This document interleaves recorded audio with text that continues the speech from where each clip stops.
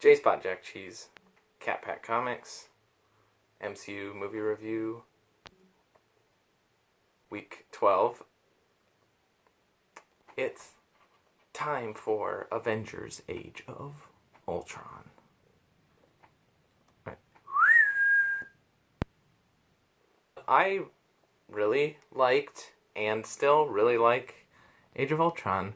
The consensus from what I remember is that a lot of people didn't really like it or didn't dig it as much as like as far as Marvel movies go. It seemed like it was got kind of like lukewarm, not quite as bad as Iron Man 3 was by a lot of the fans, or some of the Thor movies. Like, not as bad as some of them, but I really didn't get it because I think it's better than the first one. I'm just gonna say it right there. It's bright. It's gonna get in the top 3 at least. The first one is like that perfect. It's the perfect setup.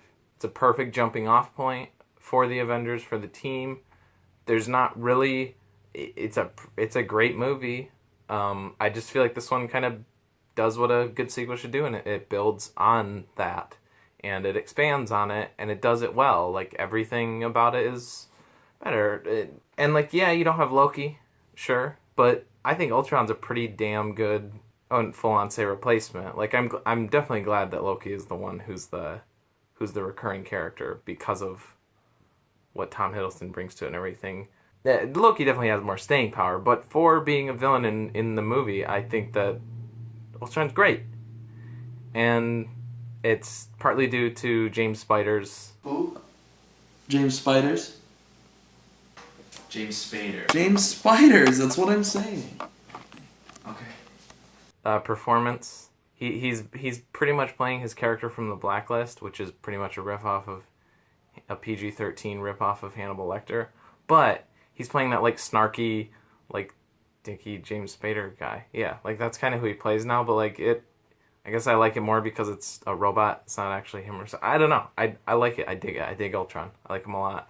I like that at least they give him, like, a decent amount of, like, characterization. That I always bring up the villain problem in, like, every movie pretty much, and whether they stack up. It's my villain, like, Bechdel test for the MCU, I guess. And this one passes, I guess. It passes my... Ow, Dottie, you're scratching.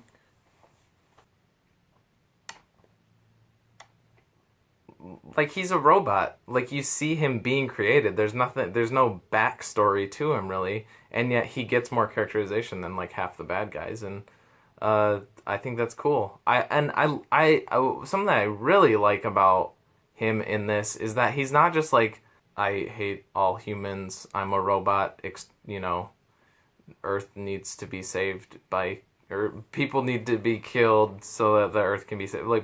Like, he actually seems to care for Wanda and Pietro when they, like, turn on him and he's like, please, he's like, don't do this. It's not like it doesn't seem like he's just saying that, like, you're getting in my way and I'm not going to get what I want. It seems like he's kind of like, oh, don't turn on me. I thought you guys were my friends. And then and then after Pietro dies and Wanda, like, comes up to, like, kill him or whatever, he says, like, Wanda, you'll die if you stay here.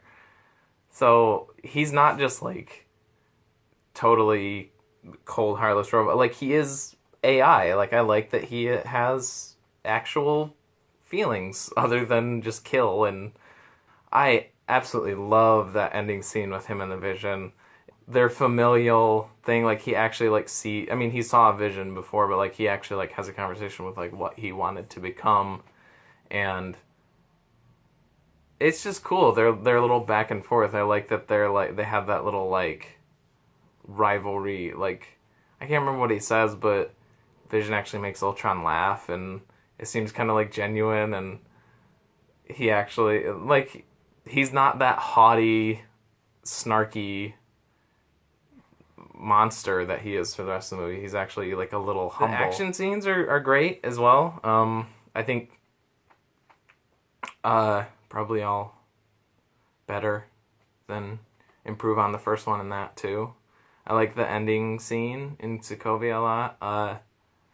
Because really, the first movie has like the New York battle, and then like the fight between Cap, Thor, and Iron Man in the woods. Those are like the two highlight action scenes, I would say.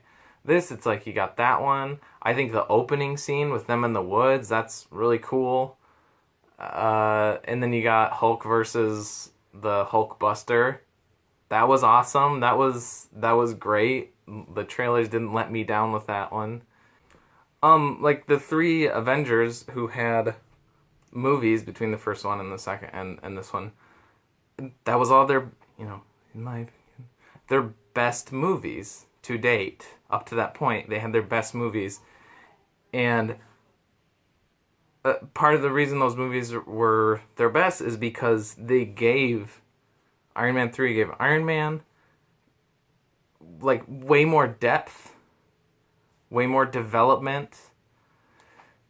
I mentioned that like that movie is one of the reasons I love the character of Iron Man so much, is because of what he goes through in that movie.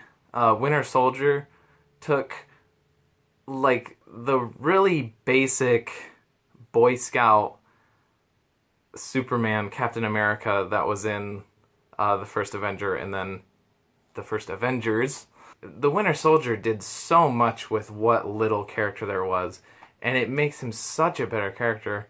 And I forgot to mention that movie also, how Iron Man 3 made Iron Man one of my favorite. Cap's probably like 2 or 3 because of like the Winter Soldier and like everything since then. He's so much better after that. And Thor: The Dark World, not quite as much, but you still get more depth with Thor than in the first one. He's a pretty bland character in the first one. He's kind of one note.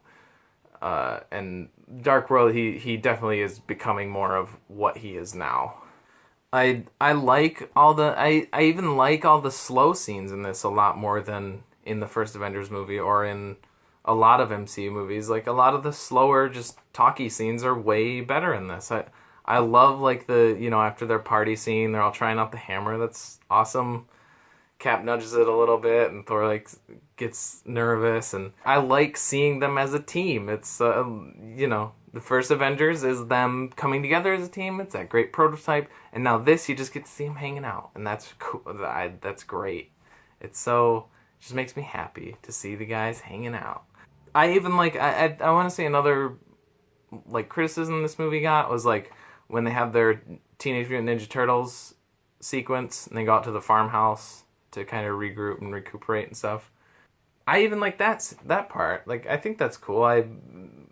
The Hawkeye stuff is, I remember when I first saw it thinking, I was like, they're doing all this because Hawkeye's gonna die at the end of this, right? Like that really seemed like they were like, oh, let's give a lot of stuff to Hawkeye because he's gonna die at the end. But then he doesn't, and now that I watch it, I'm like, well, I don't know. It didn't really bother me, but it is something to know. It seemed like for a while that it was kind of like Iron Man featuring the Avengers, Age of Ultron.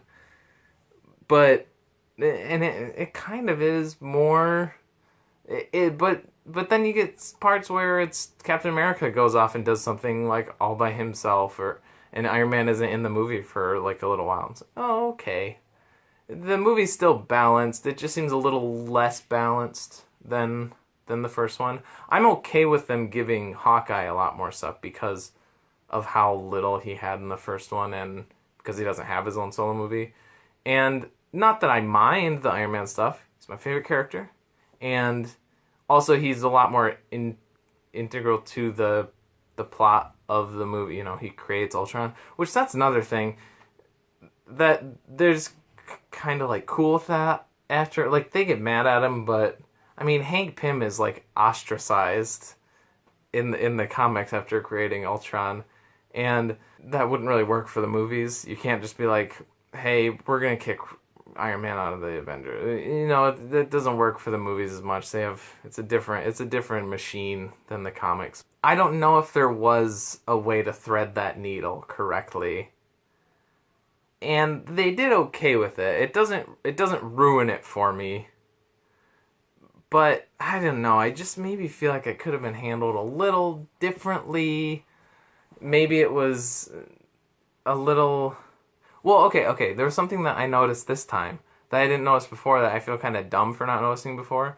But like in the opening fight scene where they raid Baron von Strucker's castle thing, and then the Scarlet Witch gives Tony the like vision of all of them dead and stuff, and which, by the way, looking at that now, all I can think of is that shot of Captain America's broken shield and how that was in like all the trailers, and they used all those shots of like all the visions they were having, like, oh, look at all the distress and all them dying and stuff. It's like that was a cheap move, trailers. She gives him the vision, and then she incepts Iron Man. Scarlet Witch incepts Iron Man to like create Ultron, which is great, and all that is so great because that builds off of Iron Man 3. It does with Iron Man what they don't do with a lot of the other guys, and they're continually developing his character. They're like, he's going off of like, I have to protect the world, but he's constantly trying to find new ways to do it and constantly failing. Even though he's so like brilliant and all that, like that's like the tragic irony of Tony Stark, but that's part of what makes him so great. And so this time he wants to create he says a suit of armor around the world so they don't have to protect it. It's a great idea, like in theory. Yes. And then he fucks it up, and like that's why she lets him go and stuff. And I think that's cool. And like maybe if they had hit on that more, that I don't think it would be in Tony to be like, oh well she did it, but like for maybe she admits it later on or something, that like she didn't know that that's what was gonna happen, obviously, but she's like, yeah, I kind of fucked with his head. And I feel like that kind of, I don't know the word I'm looking for, that kind of like that kind of makes it nobody's fault, or like it and it's not really Tony's fault because of that. Sort of, you know, you could posit the theory that he would have thought of that someday anyways, but maybe not as like I feel like that made him very rash about it. That made him like, that's why he was like, hey, you know, we need to do this right. He was way more quick to action about it than he would be normally, and so anyways, but I don't think that's ever like brought up with anybody else that she did that to him, and maybe like she doesn't even realize that exactly that's what happened, but she doesn't let him get away. She gotta think something like that, but I don't know. I think that whole thing's weird. Like, why did she let him get away? How did she know like that any of that was gonna happen? I don't know. Maybe she just thought that it was gonna like tear the group apart or something. Oh. Anyways. So, that's how you thread that needle. I just threaded it for you, Marvel. Come on. Hear me. Like I said, it doesn't ruin the story for me. Still like it. Still got all the stuff still green. I'm glad that he creates Ultron because he's a great villain. It makes for a good movie, and which I was really nervous about because it was just after that the comic miniseries Age of Ultron, which like they named it after that, which had come out like the year before, and it fucking sucked. It sucked. Age of Ultron, the comic series, sucked, and it was stupid. And I wasn't really hot on Ultron because of that, but it worked. I really enjoy the movie a lot. Anything else? I love the fight scenes. I love all the chemistry between everybody. All the like scenes out of the farmhouse, like Iron Man and Cap talking. I don't know. I like their burgeoning bromance. It's way more interesting and way less gag inducing than the Black Widow and Hulk one. Like that, I can't help but like roll my eyes at like all those scenes. Like, I don't know what's with her, but for some reason Scarlett Johansson cannot flirt. At least as the Scarlet Witch, she can't flirt. Unless that's some very like deep layered acting where she doesn't know how to flirt because she was trained to kill her whole life. But I don't think so. But maybe that just seems a little too layered for a Marvel character. Not for Scarlett Johansson, but for a Marvel character. So yeah, those scenes are all really weird. And I don't like what do they call it, the lullaby. All that's weird. Thor's like way better, and like he's even more like his Ragnarok self. He's good in this one. I like him a lot more in this. Hawkeye's great too. I forgot, and that was another reason that I thought he was gonna die at the end of this, was because of how sweet they made him in this movie. He's got so many great lines and great moments.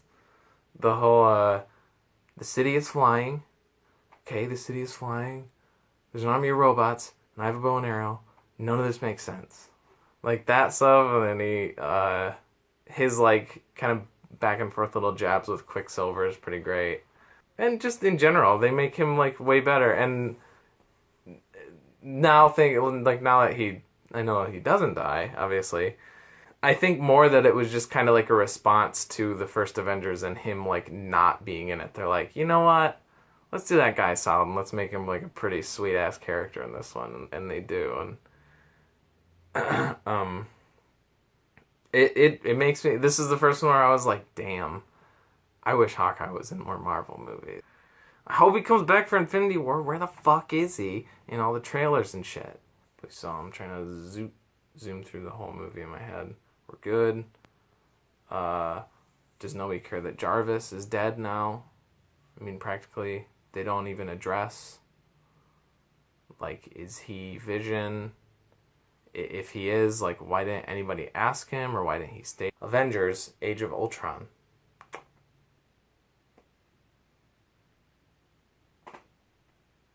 It's great. Dottie, come down here with me. Boo. I know. Do I have to say it before it comes up? List. Did it work? Next week is... What's next week? Next week is Ant-Man. Okay. Sure. Yeah.